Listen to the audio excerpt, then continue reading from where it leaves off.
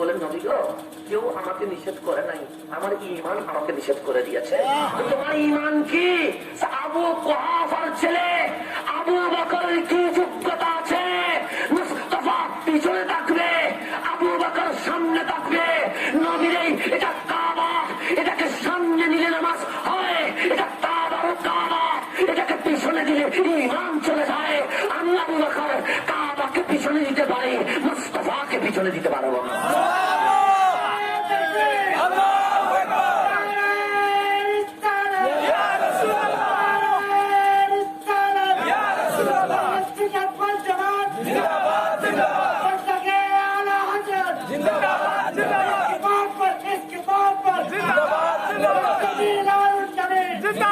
আজকে তুমি মিলাদ কিয়াম নিয়ে ঝগড়া করছো। মিলাদ কিয়াম দিতে সামান্য ইবাদত, আরে নামাজ ছেড়ে দিয়েছে সাহাবায়ে কেরাম নবীর সম্মানে, কাবা ছেড়ে দিয়েছে সাহাবায়ে কেরাম নবীর সম্মানে। এখন যদি সাহস থাকে সাহাবীদেরকে বেদাতি ফতোয়া দাও। নামাজ পড়ে আগে নবীর তাজিম লাগবে, এটার নামে ঈমান, এটার নামে ঈমান। বুখারী থেকে বলছি, যদি কেউ পারে এখন ঠান্ডা দিতে বলে, আমি এখনো আছি কিছু করবে না, বাংলা বাংলা কতগুলো ট্রান্সলেট করে ফতোয়া দিবে, কি দিয়েছে? তারপর নবীর মহব্বত খুঁজি পাই না। আরে বুখারী বলছে হুব্বুর রাসূলে সাল্লাল্লাহু আলাইহি ওয়াসাল্লাম মিনাল ঈমান। নামাজ ফরজ, রোজা ফরজ, হজ ফরজ, যাকাত ফরজ, আমল ফরজ হয়, ঈমান ফরজ হয় না, ঈমান আনতে হয়। ইমাম বুখারী বলে নবীকে মুহাব্বত করা এটা কোনো ইবাদত নয়, এটা ডাইরেক্ট ঈমান। এই ঈমান থাকলে নামাজ হবে, ঈমান না থাকলে। সেই জন্য আপনাদেরকে বলে যায় ওই নামাজ পড়িয়েন না যেই নামাজ আব্দুল্লাহ ইবনে উবাই করেছেন, ওই নামাজ পড়িয়েন যেই নামাজ সিদ্দিক আকবর করেছে। ওই নামাজের কোনো দরকার নাই যেই নামাজ আব্দুল্লাহ ইবনে যুলকায়সারা পড়েছে। ওই নামাজের বড় দরকার যেই নামাজ ফারুক আযম পড়েছে। ওই নামাজের কোনো মূল্য নাই যেই নামাজ কাতিল উসমান পড়েছে। ওই নামাজের বড় দরকার যেই নামাজ উসমান যুন নুরাইন পড়েছে। ওই নামাজের কোনো দরকার নাই যেই নামাজ খারেজি পড়েছে। ওই নামাজের বড় দরকার যেই নামাজ মাওলা আলী পড়েছে। ওই আযান একামত দেওয়া লাগবে না যে আযান একামত ইয়াজিদ দিয়েছে। ওই আযান একামতের বড় দরকার যে আযান একামত আমার হুসাইন দিয়ে দিয়েছে। এগুলো বা সাবধান থাকবে। দাড়ি দেখলে দৌড় দিয়েন না, দাড়ি মুনাফিকের নামই পর্যন্ত ছিল। ইংরেজি দেখলে দৌড় দিয়েন না। আব্দুল্লাহ ইবনে উবাইয়ের কথা বড় মধু ছিল। মধু দিয়ে ইসলাম আসে নাই, ইসলাম এসেছে ঈমান দিয়ে। তার কথা শোনা যাবে না। এখন আসে নবী সাল্লাল্লাহু আলাইহি ওয়াসাল্লাম কি নিজ থেকে গায়েব জানে না? আল্লাহ জানিলে জানে। সব কিছুর মালিককে আল্লাহ। আল্লাহ তো আল্লাহ নিজেই বলছে আল্লামাকা মা লাম তাকুন তা'লাম। নবীরে যত অজানা বিষয় আপনার ছিল আমি আল্লাহ সব বিষয় আপনি নবীকে জানিয়ে দিয়েছি। নবী জানে না জানে? বুখারী শরীফের হাদিস ফারুক আযম বলছে আমার দয়াল নবী ফজরের নামাজ শেষ করলেন, মিম্বারে উঠলেন, জোহর পর্যন্ত আমাদেরকে গায়েবের সংবাদ জানাইতে লাগলেন। জোহরের নামাজ পড়লেন, আবার মিম্বারে উঠলেন, আসর পর্যন্ত আমাদেরকে ভবিষ্যতের সংবাদ জানাইতে লাগলেন। আসরের নামাজ পড়লেন, মাগরিব পর্যন্ত আবার আমাদেরকে বলতে লাগলেন মিন বাদিল খালক, দুনিয়া শুরু হওয়া থেকে শুরু করে জান্নাতীরা জান্নাতে যাওয়া, জাহান্নামীরা জাহান্নামে যাওয়া সবগুলো আমার নবী আমাদেরকে জানিয়ে দিয়েছে। সুবহানাল্লাহ। আল্লাহ ওয়া মা হুয়া আলাল গায়বি বিদানিন, শুধু উনি গায়েব জানে তা নয়, আমার নবী উম্মতকে গায়েব জানিয়ে দেওয়ার ব্যাপারে কি প্রণতা করে নাই, অনেক গায়েব আমার নবী উম্মতকে জানিয়ে দিয়েছে। সুবহানাল্লাহ। আল্লাহ বলে নবী গায়েব জানেন, নবী বলে আমি গায়েব জানি। কে জানিয়েছে? আল্লাহ। আর তুমি মোল্লা বলো নবী এটা জানে, নবী এটা জানে না। আর যেখানে আল্লাহ গোপন থাকতে পারে নাই, নবীর সামনে আল্লাহ ওপেন হয়ে গেছে, সেখানে আর কিছু কি গোপন থাকবে? নবী সব জানে। কে জানিয়েছে? আল্লাহ। এটাই হচ্ছে মূল কথা। মসজিদে দেখা যায় নামাজের সময় একামতের আগে সবাই দাঁড়িয়ে যায় না। একামতের সময় দাঁড়ানোর নিয়ম হচ্ছে যখন আশহাদু আন্না মুহাম্মাদ রাসূলুল্লাহ পরে যখন হাইয়া আলাস সালাতি হাইয়া আলাস সালাহ বলবে তখন দাঁড়ানোর নিয়ম। কেন? মসজিদে নববীতে যখন আমার নবী সুন্নাত আদায় করতেন ঘরে, যখন একামত দিতেন আমার নবী ঘর থেকে বের হতেন, মসজিদে নবীতে আস্তে আস্তে হাইয়া আলাস সালাহ যখন হতেন, নবীজি মসজিদে প্রবেশ করতেন, তখন নবীর সম্মানে সাহাবায়ে কেরাম দাঁড়িয়ে যেতেন। সুবহানাল্লাহ। হাদিসে তোমরা দাঁড়ানো সুন্নাত হচ্ছে কখন? হাইয়া বলবেন তখন দাঁড়াবেন, এটা হচ্ছে সুন্নাহ। যেটা তখন আপনাকে নামাজের প্রতি রাখছে, এতক্ষণ পর্যন্ত বলছে কি আল্লাহু আকবার আল্লাহু আকবার, এগুলো বলছে যেন আল্লাহ প্রশংসা করছে। আশহাদু আল্লা ইলাহা ইল্লাল্লাহ, মাওলাকে এক বলে স্বীকৃতি দিচ্ছে, রাসূলকে নবী বলে স্বীকৃতি দিচ্ছে। এরপর বলছে হাইয়া আলাস সালাহ, নামাজের দিকে এসো। নামাজের দিকে এসে যখন বলবে তখন দাঁড়াইতে হবে। আমি যদি দাঁড়াইতে না বলি, আপনি যদি দাঁড়ান, এটা কি সুন্দর দেখায়? না। যখন মুয়াজ্জিন বলতে দাঁড়াও, তখন কি করবেন? দাঁড়াবেন। বুঝতে পেরেছেন? এতগুলো প্রশ্ন করে আমরা মরিয়া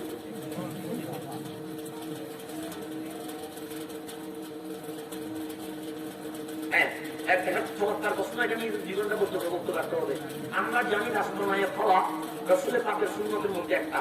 প্রশ্ন হচ্ছে সমাজে ইসলাম প্রতিষ্ঠায় আহলে সুন্নাত ওয়াল জামাতের ভূমিকা কি? এটা হচ্ছে রাষ্ট্রনায়ক হওয়া, খেলাফত, যাকে কি বলে খেলাফত, এটা ইসলামের একটি অংশ। বাংলাদেশ মুসলিম দেশ, কিন্তু ইসলামিক দেশ মনে রাখবেন, এটা হচ্ছে মুসলিম আধিক্য থাকা, আর একটা হচ্ছে ইসলামী শরীয়ত কায়েম হওয়া। বাংলাদেশ মুসলিম কান্ট্রি বলা হয়, কিন্তু ইসলামিক ল এখানে চলে না। তো আমাদেরকে কি চেষ্টা করতে হবে যেন ইসলামিক ল বাংলাদেশে আইনটা যেন কি হয়, পাশ হয়। কেন? বাংলাদেশ থেকে দর্শন, ইফতিজিং, ইয়াবা, মাদক, এগুলো কোনোদিন আইন দিয়ে বন্ধ হবে না, এগুলো ইসলামী শাসন দিয়ে বন্ধ হবে। আহলে সুন্নাত ওয়াল জামাতের ভূমিকা কি? আপনি রাসূল পাকের জামানা থেকে আজকে পর্যন্ত ইতিহাস বেড়ে দেখেন, যতগুলো মুসলিম খলিফা ছিল, কোন খলিফা এজিদি পাগল ছিল না, সকল খলিফা আহলে সুন্নাত ওয়াল জামাতের ছিল। সুবহানাল্লাহ। আপনি বেড়ে দেখেন, শুধু এজিদ ছিল 5 বছর, 3 বছর। এরপরে যতগুলো খলিফা ছিল, সকল খলিফা সুন্নি ছিল। এজিদকে খলিফা বলা হয় না, এজিদকে বলা হয় জালেম, এজিদকে বলা হয় নাফাক, এজিদকে বলা হয় বাতিল, এজিদকে বলা হয় নাফাক। ওর মতো সিটিং এরকম পাথর আর কেউ জমিনের মধ্যে জন্ম নেয় নাই, যে আওয়াজ রাসূলকে শহীদ করেছে। অনেকেই এজিদের প্রতি মায়া দেখায়, যে মসজিদের নববীতে গরু কানা রেখে পেশাব পায়খানা করিয়েছে, সে কি মুসলমান হইতে পারে? যে খানায়ে কাবার গিলাফের মধ্যে আগুন ধরাই দিছে, সে কি মুসলমান হইতে পারে? তুমি আওলাদ রাসূলের প্রতি তোমার হিংসা আছে, বুঝলাম। হুসাইনের প্রতি তোমার হিংসা আছে, তুমি মদিনার মসজিদের নববীর ব্যাপারে কি ফতোয়া দিবা? কাবা শরীফে আগুন ধরাই দিছে, এই ব্যাপারে কি ফতোয়া দিবে? মুসলমান হলে কাবা শরীফে কখনো আগুন ধরাইতে পারতো না? আসওয়াদকে টুকরো টুকরো বানাই দিছে, যে এগুলো করছে কে? সবগুলো এসিডে।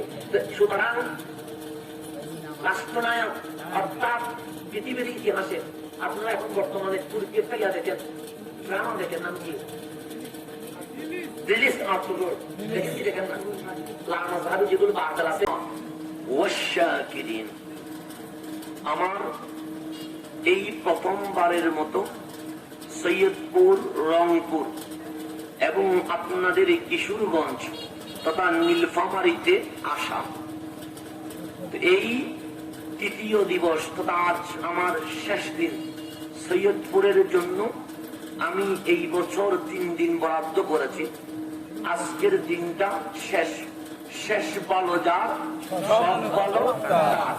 আমাকে রংপুরের বাদল ভাই বলছে, ভাই আপনাকে আমরা 3 এলাকা এনেছি, 1 number Saidpur, 2 number Rangpur, 3 number Kishoreganj. এখন দেখি সব সময় সৈয়দপুরে নিয়ে গেছে, রংপুরে এসে কাল মাহফিল করলেন, চলে গেলেন। কিশোরগঞ্জে আসতে 10টা পার করে দিলেন, সব তো সময় সৈয়দপুরে নিয়ে নিল। আমি বললাম, শেষ ভালো যার, সব ভালো তার, কিশোরগঞ্জ সব নিয়ে নিয়েছে। এই কিশোরগঞ্জে এসে খেটে খাওয়া মানুষগুলোর চোখ দেখে বোঝা যায় মানুষগুলো কত ভালো। আল্লাহ এই ভালো মানুষের মাঝে আমাকে বসিয়েছে, আল্লাহ যেন আমাকে ভালো হিসেবে কবুল করে নেয়। আলা হযরত কনফারেন্সে মাননীয় উদ্বোধক শেখুল হাদিস আল্লামা ডক্টর মোহাম্মদ আফজল হুসাইন দামাত বরকাতুহুমুল আলিয়া এতক্ষণ তাকরীর পেশ করেছেন তরুণ ইসলামিক স্কলার মৌলানা মুহাম্মদ বাহাউদ্দিন আল কাদরি সাহেব। সভাপতিত্ব করেছেন रहनुमाई शरीयत व तरीक़त आल रसूल सैयद मुहम्मद रबीउल इस्लाम আল কাদরি মাদ্দাজিল্লুল আলী। এই ছাড়াও সৈয়দপুর থেকে আমার এখানে বসে আছে আপনাদেরই অঞ্চলের একজন পীর সাহেব শাহজাদা, সৈয়দপুর থেকে এসেছেন মাওলানা মঈনুল ইসলাম আল কাদরি সাহেব। এইভাবে আরো এসেছেন মাওলানা জুনায়েদ আল হাবিব সাহেব। এইভাবে অসংখ্য উলামায়ে কেরাম আপনাদের মাঝে আছে। বিশেষ করে আমি যাদের জন্য এই পর্যন্ত ছুটে এসেছি, উশাকে রসুল, গোলামানে রসুল, খাদেমানে আউলিয়া, পর্দার অন্তরালে মা ও বোনেরা, আমার সালাম গ্রহণ করবেন। আসসালামু আলাইকুম ওয়া রাহমাতুল্লাহি ওয়া বারাকাতুহু। ওয়া আলাইকুম আসসালাম ওয়া রাহমাতুল্লাহি ওয়া বারাকাতুহু। সময় কি বেশি দেরি হয়ে গেছে? বসবেন না চলে যাবেন? আমি আসছি, খুশি হয়েছেন? খুশি হলে আমিও খুশি হয়ে গেছি। তাহলে এরপরেও যেহেতু লং জার্নি করে 3 দিন রেস্ট নিতে পারি নাই, আমিও জার্নির উপরে, তো এই জার্নি করে ক্লান্ত হয়ে গেছি। আপনাদের এখানে এসে এখান থেকে আর কোনো বিরতি হবে না, ডাইরেক্ট চট্টগ্রাম, কারণ কালকের মাহফিল চট্টগ্রামে। আমি খুব দ্রুত কথা বলবো, কিছু বিষয় বুঝিয়ে দিব, যদি বুঝে আসে আলহামদুলিল্লাহ, যদি বুঝে না আসে আমি আবার এসে বুঝিয়ে দিব ইনশাআল্লাহ। এখন আসেন, আজকের মাহফিল সাজিয়েছেন, গরম পড়ছে, এর ভেতরে প্যান্ডেল আছে, লাইটিং আছে, কোন ফ্যান পাকা নাই, কষ্ট হচ্ছে আপনাদের। এরপরেও মাহফিলে বসে আছেন। আমি একবারও বলি নাই আপনাদেরকে মোবারকবাদ, আমি একবারও বলি নাই আপনাদেরকে ধন্যবাদ। বলা দরকার কিনা? দরকার আছে কিনা? আছে। কেন? এটা ভদ্রতা। আমাকে কেউ মেহমানদারি করলো, আমাকে কেউ সম্মান করলো, আমাকে কেউ ইজ্জত দিল, আমাকে কেউ দাওয়াত দিল, তাহলে বক্তার দায়িত্ব মাহফিল কমিটিকে, শ্রোতা মন্ডলীকে মোবারকবাদ দেওয়া, ধন্যবাদ দেওয়া। কিন্তু আমি একবারও বলি নাই ধন্যবাদ, একবারও বলি নাই অভিনন্দন, একবারও বলি নাই মোবারকবাদ। কেন? আমি বললে এটার কোনো মূল্যায়ন নাই, আমার নবী বললে এটা অনেক দামি হয়ে যায়। কোনটা নিবেন? আমারটা নিবেন না দয়াল নবীরটা নিবেন? কোনটা ভালো? দয়াল নবীরটা ভালো। আমার নবীও এরকম মসজিদে নববীতে মাহফিল সাজিয়ে দিয়েছে। এখানে অনেক বক্তা, এখানে উদ্বোধক আছে, এখানে প্রধান আলোচক আছে, এখানে বিশেষ আলোচক আছে, এখানে সভাপতি আছে। কিন্তু নবী যখন বক্তা হয়, উদ্বোধকের দরকার নাই। রহমতুল্লিল আলামিন যখন বক্তা হয়, সভাপতির দরকার নাই। সভাপতিও আমার নবী, প্রধান অতিথিও আমার নবী, প্রধান বক্তাও আমার নবী। মাহফিলের অ্যানাউন্স হয়ে গেছে, মদিনার অলিতে গলিতে পাবলিসিটি হয়ে গেছে। আজকের মাহফিলের প্রধান অতিথি, আজকের মাহফিলের সভাপতি, আজকের মাহফিলের প্রধান বক্তা থাকবে রহমতুল্লিল আলামিন। মাহফিল দামি না অদামি? আমি যখন বক্তা হলাম, আপনারা হয়ে গেলেন শ্রোতা। কিন্তু আমার নবী বক্তা হলে শ্রোতা আমি নয়, আমার বাবা নয়, আপনি নয়। শ্রোতা হন সিদ্দিক আকবর, শ্রোতা হন ফারুক আজম, শ্রোতা হন উসমান জুন্নুরাইন, শ্রোতা হন মাওলা আলী, শ্রোতা হন জান্নাতুল ফেরদাউসের বাসিন্দা 16 লক্ষ সাহাবী। শ্রোতাও দামি, বক্তাও দামি। এইরকম মাহফিল জমিনে আর হবে না, আর হবে কখনো? আমার নবী প্রধান বক্তা হিসেবে আর আসবে না। সিদ্দিক আকবর, আবু বকর, ফারুক আজম, ওমর ইবনুল খাত্তাব, সুন্নুরাইন ওমর, উসমান ইবনে আফফান, মাওলায়ে কায়নাত মাওলা আলী রাদিয়াল্লাহু তাআলা আনহুম 16 লক্ষ সাহাবী আর কখনো শ্রোতা হিসেবে আসবে না। বক্তাও দামি, শ্রোতাও দামি। আমার নবী চলে আসলেন, তাকবীর হয়ে গেল, অ্যানাউন্স হয়ে গেল, শ্রোতা বসে গেল, রহমতুল্লিল আলামিন মাহফিল শুরু করলেন। প্রথম সালাম দিলেন, সালামের পরে মাওলার প্রশংসা করলেন, আল্লাহর প্রশংসা করার পরে নিজের উপর দরুদ সালাম পাঠ করলেন। এখন ধন্যবাদ দিবে, এখন মোবারকবাদ দিবে। কেন? যারা মাহফিলের আয়োজন করেছে, যারা কষ্ট করে দূর দূরান্ত থেকে এসেছে। আমার নবী বলতে লাগলেন, তুবা লিমান রাআনি ওয়া আমানা বি। একবার মোবারকবাদ, একবার ধন্যবাদ, একবার অভিনন্দন। রাখো, আমি সব বাদ দিব। আমি প্রয়োজন আমার বাবাকে বাদ দিয়ে দিব, প্রয়োজন আমার মাকে বাদ দিয়ে দিব, প্রয়োজন আমার বউ সন্তানকে বাদ দিয়ে দিব। এরপরেও আমার মুস্তাফাকে গিয়ে বলবো, মুস্তাফা দুনিয়ার কাউকে চায় না, আমি আপনি রসুলকে চাই। এর কাছে আর রসুল্লাহ ফালতু লাগে, আমার কাছে বড় মজা লাগে। তার কাছে মিলাদ কেন বেদাত লাগে, আমার কাছে বড় মজা লাগে। মিলাদুন নবী তার কাছে চুলকানি হয়, আমার কাছে বড় আরাম লাগে, কারণ আমার দুনিয়া তার নাম মুস্তাফা। নবীর পক্ষে থাকবেন না বিপক্ষে থাকবেন? জন্যই বিরোধিতা করি, তার নবী লাগবে কি লাগবে না? কবরের মধ্যে কি মা যাবে না? কবরের মধ্যে পাপ যাবে না? বুখারী শব্দ বুখারী, বুখারী অন্য কিছু নয়।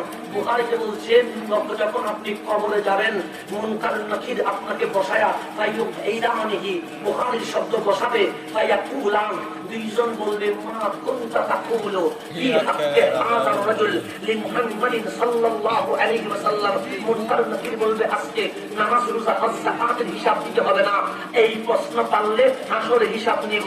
আগে হিসাব দে, আমার কবরে তোর মা আসে নাই, বাবা আসে নাই, তোর বন্ধু আসে নাই, আমার কবরে যিনি আসছেন উনি মুহাম্মাদুর রাসূলুল্লাহ সাল্লাল্লাহু আলাইহি ওয়াসাল্লাম। কবরে কি আসছে? হাজা হাজা মানে এটা এই রসুল দূরে নয়, বা ইতনাই করিব করিব হাজা। এই রসুলের ব্যাপারে দুনিয়াতে তুই কি বলেছিলি? নবীর চোখে চোখ রাখি কি বলতে পারবো আপনাকে ফালতু বলেছিলাম? নবীর চোখে চোখ রাখি কি বলতে পারবো নবী আপনি আরিফ জানেন না বলেছিলাম? নবীর চোখে চোখ রেখে কি বলতে পারবো নবী আপনি বাঁচলেন না বলেছিলাম? নবীর চোখে চোখ রেখে কি বলতে পারবো নবী আপনার বিবি হাদির যাকে ইনটেক্ট নয় বাচ্চা নয় বলেছিলাম? নবীর চোখে চোখ রেখে কি বলতে পারবো নবীরে আপনার ক্ষমতা নাই মরা ক্ষমতা বলেছিলাম? বলতে পারবো না। কেন দুনিয়াতে বিয়াদবি করছেন? কেন দুনিয়াতে নবীর সামনে বিয়াদবি করছেন?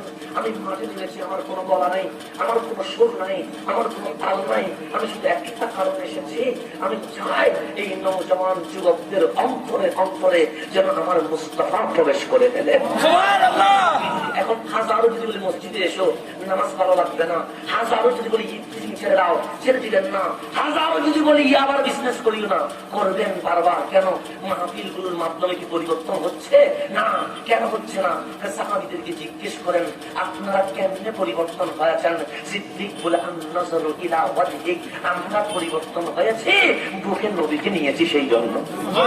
বুকের নবী নিলে মাদক বন্ধ হয়ে যাবে, বুকের নবী নিলে ইফতিজিং বন্ধ হয়ে যাবে, বুকের নবী নিলে অবৈধ কাজ কারবার বন্ধ হয়ে যাবে, পুরো দুনিয়া জান্নাত হয়ে যাবে। সুবহানাল্লাহ। মাসলাকে অর্থাৎ নবীকে নেওয়ার নাম মাসলাকে আলা হযরত, এটার নাম আহলে সুন্নাত ওয়াল জামাত, এটার নাম আহলে সুন্নাত। আর নবীকে বাদ দেওয়ার নাম বাদ। নবীকে বাদ দেওয়ার নাম কি? আল্লাহ যেন আমাদেরকে আহলে সুন্নাত ওয়াল জামাতের উপর রাখেন। আমি আর বললাম না কেন, কারণ আমার সময়ের সংক্ষিপ্ততা। কিছু প্রশ্ন আসছে, এগুলো আমি বলে দিচ্ছি। 1 নম্বর প্রশ্ন, হুজুর আমাদের সুন্নি আকীদার বয়ান করুন। আমি তো সুন্নি আকীদারে বললাম, বিশেষ করে এই যে মিলাদুন নবী, কি নবী? এই যে ঈদ মানে আনন্দ, ঈদ মানে কি? কিছু শব্দের শাব্দিকত্ব আছে। ঈদ মানে শুধু ঈদুল আযহা ঈদ নয়, ঈদুল ফিতর ঈদ নয়, জুমার দিন তো ঈদ করা হয়। কেন? জুমার দিনটা আমাদের জন্য আনন্দের দিন। এখন আসেন, সূর্যটা কার? আল্লাহ। চাঁদটা কার? জমিনটা কার? আমরা কার? এতগুলো নিয়ামত দেওয়ার পরেও আল্লাহ কোথাও বলে নাই তোদেরকে সূর্য দিয়ে বড় ihsan করেছে, তোদেরকে চাঁদ দিয়ে বড় উপকার করেছি, তোদেরকে গাছ দিয়ে অক্সিজেন দিয়ে বড় উপকার করেছি, তোদেরকে মানুষ বানায়া সকল মাখলুকাত বানায়া বড় উপকার করেছি, তোদেরকে বউ দিয়ে উপকার করেছি, সন্তান দিয়ে উপকার করেছি, একটাও বলে। অথচ আল্লাহর নাম মান্নান। মান্নান মানে তিনি কি দেন? কথা দেন। আমরা কোটা দিলে হবে না, কোটা দেওয়ার অধিকার বান্দার নাই, কার আছে? আল্লাহ। কিন্তু সেই আল্লাহ সূর্য দিয়ে, চাঁদ দিয়ে, আসমান দিয়ে, জমিন দিয়ে আমাদেরকে কোটা দেয় নাই। বলছে বান্দা এগুলো তোদের জন্য দিয়েছি, তোরাই এগুলো উপভোগ কর, আমি কোটা দিব না। আমরা 10 টাকা দিলেও কোটা দিই, কিন্তু আল্লাহ আমাদেরকে অপরন্ত নিয়ামত দিয়েও কোটা দেয়। কিন্তু সেই দিন মা আমেনার পরে আমার দয়াল নবী চলে আসলো, যে আল্লাহ সূর্য দিয়ে কোটা দেয় নাই, যে আল্লাহ আসমান দিয়ে কোটা দেয় নাই, যে আল্লাহ বৃষ্টি দিয়ে কোটা দেয় নাই, যে আল্লাহ জমিন দিয়ে কোটা দেয় নাই, যে আল্লাহ জান্নাত বানায়া কোটা দেয় নাই, সেই আল্লাহ বলছেন লাকাদ মান্নাল্লাহু আলাল মুমিনিনা ইয বাআসা ফীহিম রাসূলা, আল্লাহ বলছে ও মুমিন, আমি তোদেরকে আমার মুস্তাফাকে দিয়ে বড় উপকার করে ফেলেছি। সুবহানাল্লাহ। আল্লাহ কোরআন দিচ্ছে কাকে দিয়ে? নবীকে দিয়ে। যদি নবীকে দিয়ে আল্লাহ কোরআন দেয়, সেই নবীকে পেয়ে শুকরিয়া আদায় করতে হবে কি হবে না? এই শুকরিয়া আদায় করার নাম ঈদে মিলাদুন নবী। এই শুকরিয়া আদায় করার নাম কি? ঈদে মিলাদুন নবী। কোরআন দ্বারা প্রমাণিত, হাদিস দ্বারা প্রমাণিত, যুগ থেকে যুগান্তর দ্বারা প্রমাণিত। তাদেরকে বলবেন মিলাদুন নবী করা যাবে না। না, একটা ওই হাদিস হইলেও প্রমাণ দিতে, যদি দিতে পারে আমরা মিলাদুন নবী করবো না। কিন্তু আমরা কোরআন থেকে প্রমাণ দিব, হাদিস থেকে প্রমাণ দিব, 1500 বৎসরের ইতিহাস থেকে প্রমাণ দিব মিলাদুন নবী ছিল, আছে এবং ইনশাআল্লাহ। আমি মিশরে ছিলাম 5 বছর, আমি নিজে জুলুস করেছিলাম। যদি কেউ আমার সাথে মোকাবেলা করতে চায় আমি বসতে প্রস্তুত আছি। অনেক আজহার নাম দিয়ে আসছে, ওনাদেরকে বলবেন আমি বলে গেছি, আমি বলে গেছি বলবেন।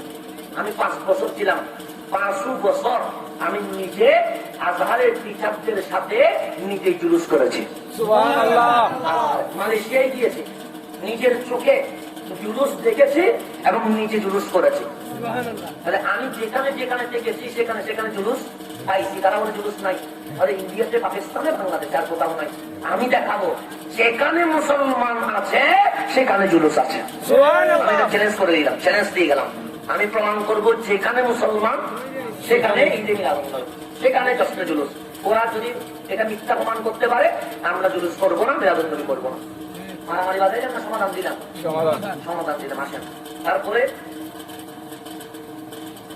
হচ্ছে কি, এটা অনেক বড় শিখ দিয়েছে মিলাদ। মিলাদ মানে পরিভাষা, অজু মানে এরকম অজু করার নাম অজু নয়। সালাত মানে এটা নামাজটা পরিভাষা। মিলাদ কিয়াম মানে আমরা দাঁড়িয়ে নবীকে যে সালাম দিই এটাকে কি বলে? মিলাদ কিয়াম বলে। মানে মিলাদ বলতে সালাত সালাম বোঝায়, কিয়াম বলতে দাঁড়ানো। নবীকে দাঁড়িয়েও সালাম দেওয়া যায়, বসেও সালাম দেওয়া যায়। সালাম দিতে আপনি যদি আমাকে দাঁড়াইয়া সালাম দেন এখানে শিরিক হবে? আমি যে আসছি আপনারা দাঁড়ায় সালাম দিচ্ছেন না, এটা কি বেদাত হয়ে গেছে? প্রধানমন্ত্রী আসলে দাঁড়াইয়া যাইতে পারো, রাষ্ট্রপতি আসলে দাঁড়াইয়া যাইতে পারো, এমপি আসলে দাঁড়াইয়া যাইতে পারো, আর নবীর জন্য তোমার দাঁড়াইতে সুলতানি শুরু হয়ে যায়। আমরা নিজেরাই দেখতে গেলাম নবীকে দাঁড়ানোর জন্য দাঁড়ানোর সুলতানি হয়। পাকিস্তানের মধ্যে যারা আছে, পররাষ্ট্রমন্ত্রী আমাদের, পররাষ্ট্রমন্ত্রী যাবে কোথায়? চিটাগংয়ে, ওই ওদের মাদ্রাসায় যারা মিলাদ কিয়াম করে না, গালি দেয় না, আমি নামও ধরতেছি না, যারা মিলাদ কিয়ামকে শিরিক বলে ওদের মাদ্রাসায় আমাদের পররাষ্ট্রমন্ত্রী যাবে। কে যাবে? আমার নিজের চোখের দেখা, 2 বছর আগের ঘটনা, নিজের চোখের দেখা। পররাষ্ট্রমন্ত্রী আসতে 2.5 ঘন্টা দেরি করেছে। কয় ঘন্টা? মানুষের দেরি হয় না? যেমন আমি এখানে মাইক করার পর 10টায় আসছি, 10টা 16 মিনিট, 10টা 16 মিনিটে, তার 16 মিনিট দেরি করছি, 30 মিনিট দেরি করছি। তো মানুষের দেরি হয় না? তো পররাষ্ট্রমন্ত্রী 2.5 ঘন্টা দেরি হয়েছে। আমি নিজের চোখে দেখেছি ওনার রাস্তার ডানে বামে 2.5 ঘন্টা পররাষ্ট্রমন্ত্রী কেউ দাঁড়াইছিল। এটা শিরিক হয় নাই, এটা বেদাত হয় নাই। এই জন্য 5 মিনিট দাঁড়াইছে, বেদাত হয়ে গেছে। এখন আসেন জমজমের পানি, পানি কিনা এই পানিও, এই পানি বসে পান করি, জমজমের পানি দাঁড়াইয়া পান করি। জমজমের পানি দাঁড়াইয়া পান করলে কি শিরিক হবে? বেদাত হবে? তো এটাও তো পানি, জমজমেরটাও। কিন্তু এই পানি আর জমজমের পানি এক নয়। এগুলো যদি আমি বলি এটা নিবেন না জমজম নিবেন, কোনটা নিবেন? জমজম নিবেন। এই পানি বসে পান করি, জমজমের পানি দাঁড়াইয়া পান করি। কেন? জমজমের পানিতে আমার নবীজি তুতু মুবারক দিয়ে দিয়েছিল।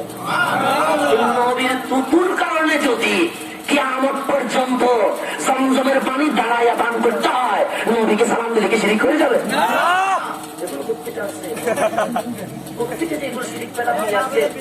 আমি বুখারী শরীফের হাদিস আপনাদের, বুখারী শরীফের হাদিস বুখারী, হযরতে আনাস বিন মালিক রাবী, নবীর খাদেম, উনি বলছেন আল্লাহর নবী জোহরের নামাজ পড়ে, কিসের নামাজ পড়ে?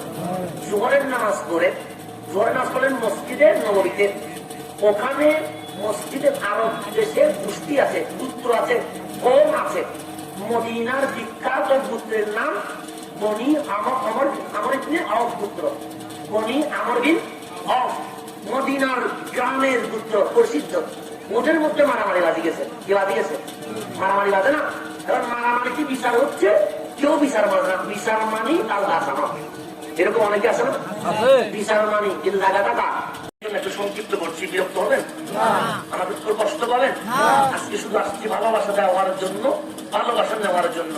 মাহফিল করতে এত দূরে মানুষ আসতে পারে না, এরকম করে আগামী যে শুভ সংবাদ, আপনাদের সৈয়দপুর পর্যন্ত নাকি ডাইরেক্ট হয়ে যাচ্ছে, চিটাগং থেকে ফ্লাইট হয়ে যাচ্ছে, তখন ইনশাল্লাহ মন করে মাহফিল করা যাবে। তবে সাউন্ড বক্স লাগাই দিয়ে, কারণ আওয়াজ না হইলে আমাদের জজবা বাড়ে না। শুনি যাতে একটু হাসের তো জজবা বাড়তে হবে, আওয়াজ টান টান করতে হবে, জমিন থেকে উঠতে হবে, এরপরে মাহফিল জমবে। কষ্ট হলেও সাউন্ড বক্সের কি করে দিবেন, ব্যবস্থা করে দিবেন, তাহলে ইনশাল্লাহ মাহফিল করে আমরা শান্তি পাবো। মাইকের মধ্যে জজবা উঠতেছে না। আচ্ছা, যাক অসুবিধা, আমি যে কথাটা বলতে চাচ্ছিলাম, মাকাম ইব্রাহিম থেকে গেছে কেন?